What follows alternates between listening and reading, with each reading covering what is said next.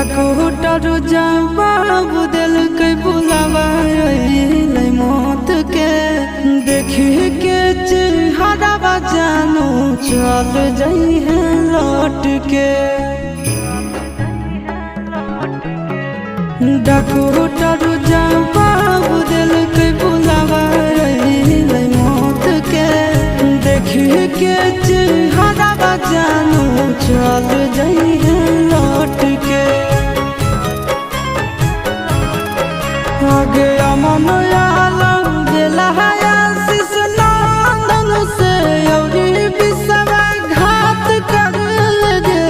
आगे सोना यारा हो भरा ही पहचानवा में आके मुलाकात कर लेगे। आगे सोना यारा हो भरा ही